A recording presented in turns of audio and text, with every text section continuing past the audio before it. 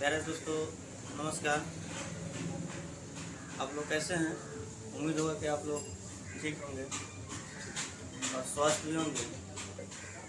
आज देखिए, कल हम लोग क्या किए थे कि प्रश्नावली 1.1 यानी पूरा चैप्टर बना लिए। अब आते हैं हम लोग प्रश्नावली 1.2। इस चैप्टर को शुरुआत करने से पहले हम लोग क्या कर लेते हैं कि इसमें हम एक शायरी की ओर चलते हैं। देखिए शायरी क्या है। मंजिल उन्हीं को मिलती है, गौर कीजिएगा, मंजिल उन्हीं को मिलती है जिनके सपनों में जान होती है। यानी मंजिल उन्हीं को मिलती है जिसके सपनों में जान होती है। पंख से कुछ नहीं होता, पंख से कुछ नहीं होता है, हौसलों से उड़ान होती है। यानी हौसलों से उड़ान होती है। कहने का अर्थ हुआ आपके पास जैसे देखिए बताते हैं, आप बंदूक लिए हैं, बंदूक लेकर यानी किसी दुश्मन को आप मारने जा रहे हैं, तो कहने का मतलब आपके पास यानी हौसला नहीं। अगर लाठी से भी आपको वार करना चाहता है तो आप उनको मार सकते हैं, हौसला नहीं। तो हौसला अगर रहेगा तो क्या होता है, लाठी से भी किसी को दुश्मन को मार सकते हैं, बंदूक वाले को भी पछाड़ सकते हैं। शायरी का अर्थ यही होगा, ठीक है ना। तो हौसला होना चाहिए, किसी भी काम करने के लिए हौसला होना चाहिए। यह देखिए चैप्टर हम लोग क्या है, बहुत ही अच्छा चैप्टर है जो हम लोग पिछले कहने का मतलब क्लास में 5 या 6 में पढ़े होंगे। यानी HCF और LCM निकालना है, ठीक है। इस चैप्टर में HCF और LCM निकालना है। इसमें देखिएगा, इसमें आभाज्य संख्याओं का यानी परिभाषा याद होना चाहिए। आभाज्य संख्या किसे कहते हैं इसको ध्यान में रखना चाहिए, तभी जाकर हो सकता है। देखिए कह रहा है कि निम्नलिखित संख्याओं का अभाज्य गुणनखंडों के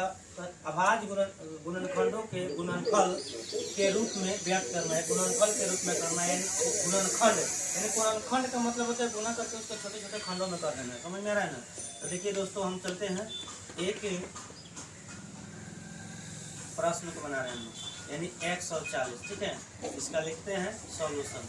140 का अभाज्य गुणनखंड। देखिएगा अभाज्य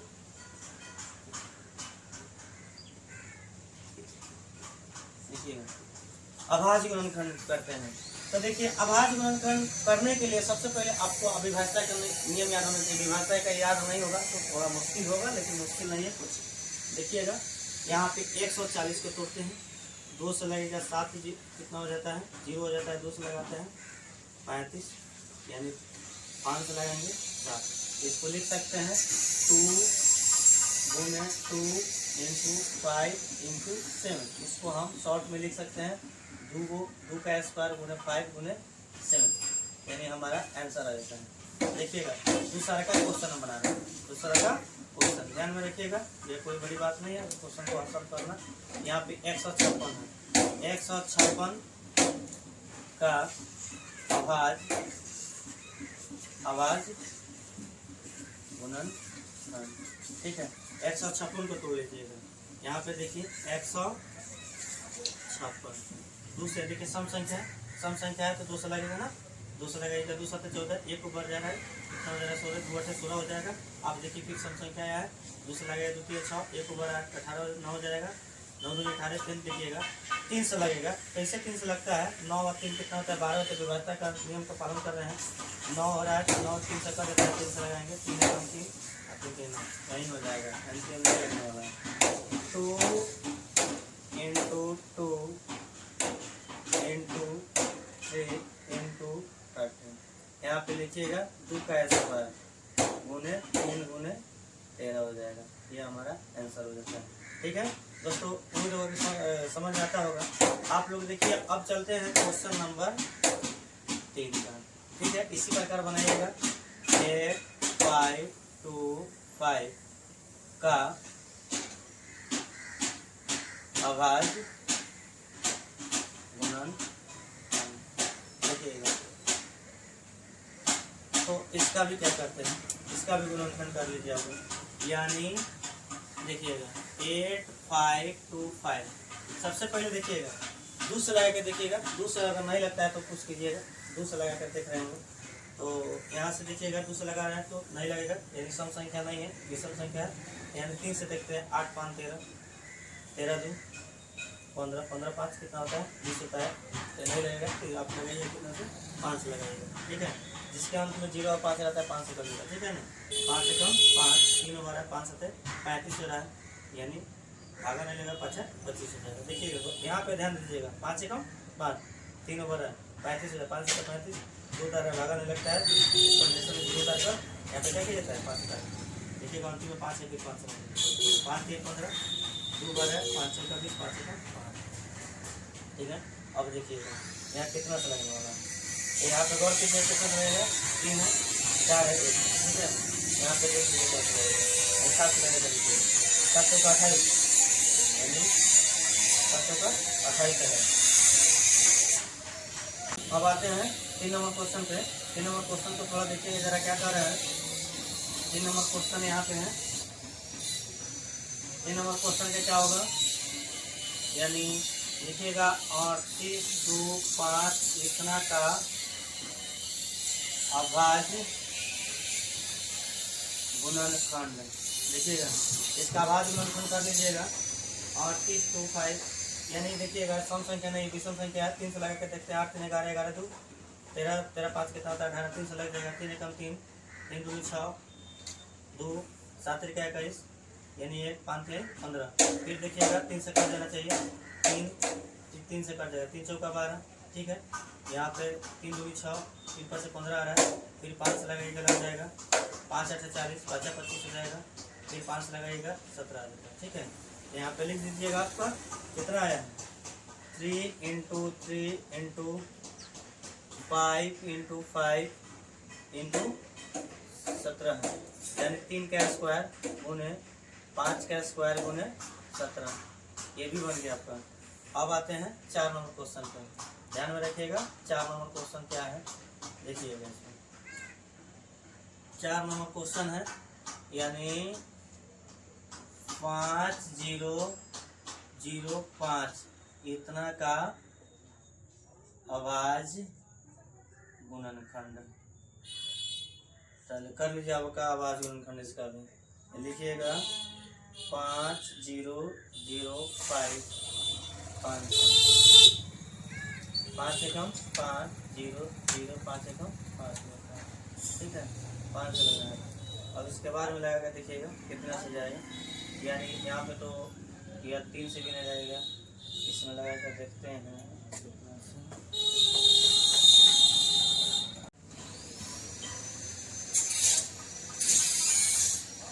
यहाँ पे देखिए इसका गुणनखंड कीजिएगा, लगेगा 7 से, 7 से कम 7 3 ओवर है, 7 चौका 28, यानी कितना ओवर है 2 7 1 21। अब देखिए अब कितना से लगाइएगा, 11 से लगा दीजिएगा, 11 कम 11 11 3 11 कम 11 ऊपर रहा है, इसमें कितना 3 11 3 33 आ जाता है, ठीक है। इसमें लिख दीजिएगा 5 × 7 × 13 × 11 लिख देते हैं, 11 × 30, ठीक है, ये आपका हो गया। अब देखिएगा अब आता है हमारा क्वेश्चन कितना, 5 नंबर क्वेश्चन। 5 नंबर क्वेश्चन क्या है, 7 4 2 9 का अभाज्य गुणनखंड। तो इसमें देखिएगा लगेगा आपको कितना, 7 4 2 9 17 से लगाइए, 17 एकम 17 17 दूना 34 17 3 8 का 68 17 55 17 चौका 68, यहाँ पे भागा दे दीजिएगा 4, यानी 2 9, यानी 17 से लगा लगाइए, 17 17 चौका 68, ठीक है।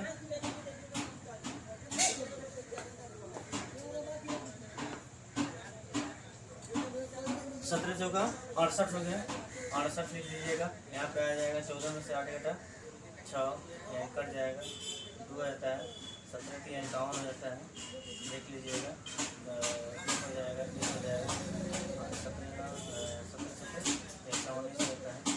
फिर देखिएगा इसमें 4 3 7 आ गया, फिर इसमें लगाइएगा कितना से 23 से लगा के देख लीजिए, 23 से लगा के देखते हैं क्या होता है, 43 7 23 लगाइए, 23 से कम 23, यानी 0 2 7 7 रुपया 7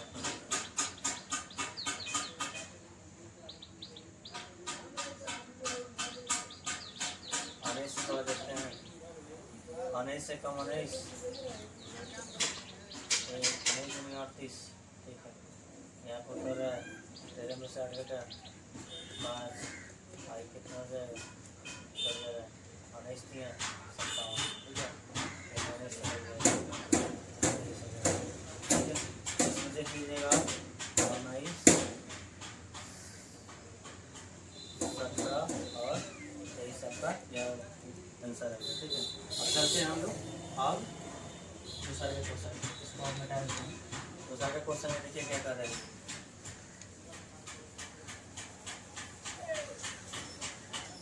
देखिए कह रहा है। अब आइए अब लोग चलते हैं दूसरा क्वेश्चन पे।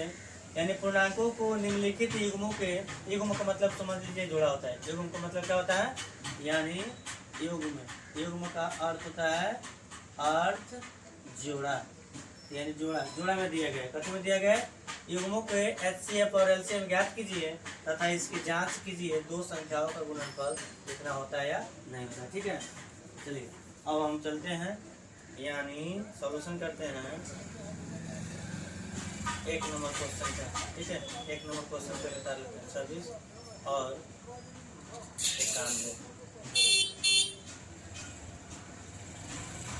91 का कथी करे देखिएगा, गुणन का आवाज गुणनफल से निकालते हैं। तो इसमें लिख लीजिए 26 का आवाज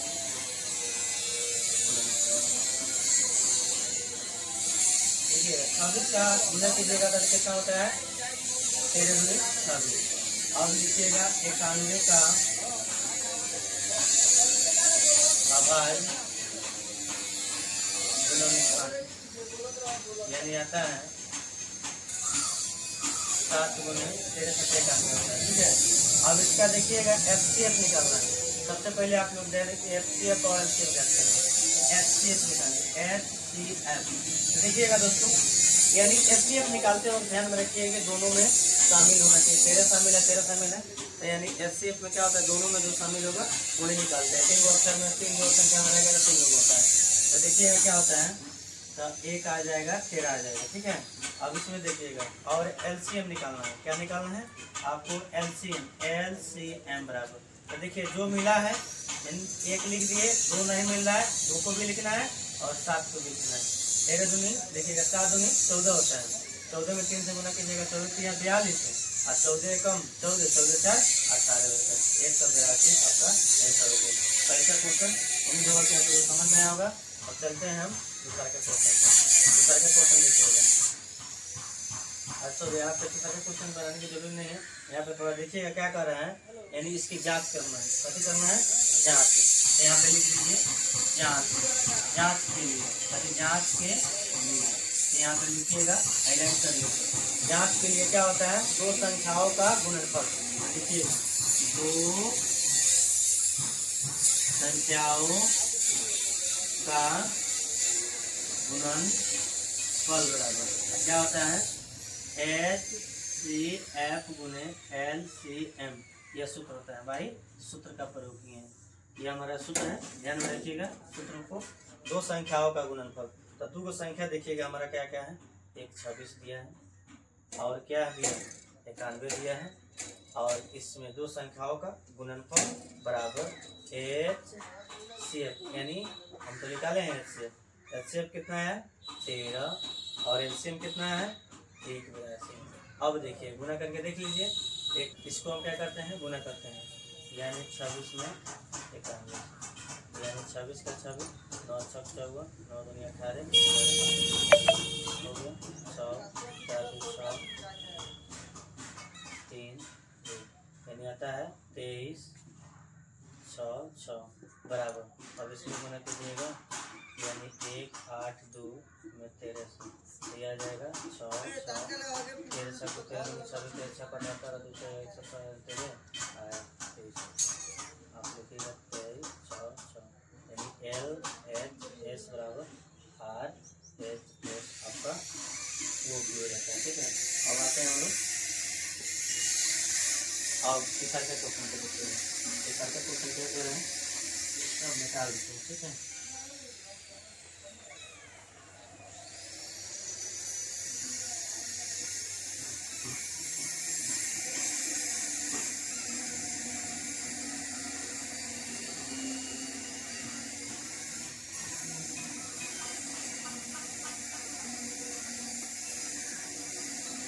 क्या कीजिएगा, टाइम नहीं मिलता है दोस्तों, क्या करते हैं सभी बैच करने के बाद में करते हैं, लेकिन भूख भी लग जाता है, माइंड भी काम करना थोड़ा मन करता है, इतना ना वैसे है कि वैसे से हम लोग करना है।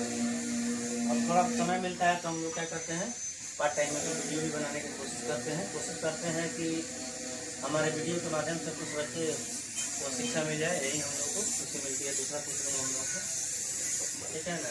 यहाँ पे देखिएगा, अब आते हैं 3 नंबर क्वेश्चन को, ध्यान में रखिएगा। 3 नंबर क्वेश्चन क्या है, 3 नंबर क्वेश्चन कह रहा है यानी 3 3 6 और कितना है यानी 54, ठीक है, इसी का HCF निकालना है। तो आप निकालिए, पहले लिख लीजिएगा सॉल्यूशन, ठीक है। यानी 3, इसमें देखिए बताते हैं, ऐसे भी बना सकते हैं, नहीं तो पहली संख्या दूसरी संख्या लिख कर करेंगे तो और बता जाएगा, ठीक है ना। अब लिखिएगा, इसमें सबसे पहले ऐसा ही बनाइए, यानी पहली संख्या, इसमें देखिए पहली संख्या कितनी है, पहली संख्या पहले दिया है, सवाल में देखिए दिया क्या है, पहली संख्या, क्या चीज़ दिया है, पहली संख्या 3 3,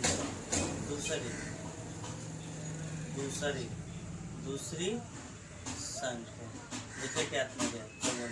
अब लिखिएगा, अब 3 नंबर क्वेश्चन अगर 2 नंबर देता है वैसे लिख लीजिएगा, ठीक है। इतना का अभाज्य,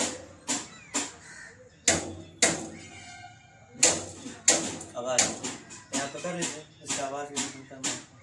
3 3 6, इसमें 2 से लगा लीजिए, 2 कम 2, 6 दूनी 12, 8 दूनी 16, 2 8 4, 2 से लगाते हैं 4 होता है, इसमें क्या होता है 2 होता है, फिर 2 से लगाते हैं 2 1 हो जाता है, 3 से 7 आता है, इसमें लिखेंगे 2 गुने 2 गुने 3 गुने 7 हो गया। अब लिखते हैं 56 का अभाज्य गुणनफल, 56 लिख दीजिएगा, 8 हो जाएगा, 2 हो जाएगा, 14 हो जाएगा, 2 होता है, लिखिएगा 2 गुने 2 7। अब देखिएगा HCF, कोई बड़ी बात नहीं है, देखिएगा यहाँ पे HCF, अब समझा भी देते हैं, यानी देखिए दोनों में मिल रहा है, एक ही चीज़, 1 2 आ जाएगा, यहाँ पे दोनों में मिल रहा है तो इसमें से 1 2 लिख देंगे, फिर मिल रहा है इसको भी 1 2 लिख देंगे, 7 मिल रहा है तो 7 को ऐसे मिल हो गया। अब पूरा कर लीजिए, 4 दुनिया 8 56, यानी HCF 56 है। अभी LCM लिखिएगा, LCM, तो देखिए जो HCF में आया उसको पहले उतार लीजिए आप लोग, ये झिझक उतार लिए। इसमें बच रहा है क्या 2, इसमें बच रहा है क्या 3, ठीक है। अब यहाँ पे 56 में 6 से गुणा करके देख लेते हैं, 6 हो रहा है, 6 6 6 6 25 30 30, यानी 3 3 6 है। अब जांच करना है, कैसे करना है, अब इसकी जांच के लिए क्या करना है, जांच आप कर लीजिए, जांच के लिए यानी A गुने B बराबर HCF गुने LCM। देखिएगा यहाँ पे समझ में 2 संख्याओं को बोला, इसको मान सकते हैं A B, ठीक है। देखिए जांच किया जाता है ना, इन 2 संख्याओं का HCF और LCM का केवल 2 धनात्मक पूर्णांक के लिए लागू होता है, 3 पूर्णांकों के लिए यह जांच नहीं कर सकते हैं, यह केवल 2 संख्याओं के लिए ही लागू कर सकते हैं, इन 3 संख्या के लिए लागू हम नहीं कर सकते हैं, इन 2 धनात्मक पूर्णांकों के लिए लागू कर सकते हैं। यानी वाली संख्या ये है हमारा यहाँ पे रख लीजिएगा, यानी 56 गुने ये बराबर तुम्हारा कितना है 3 3 6 गुने 56 बराबर, यहाँ पे कर लीजिए कितना जाएगा, यानी HCF 56 और LCM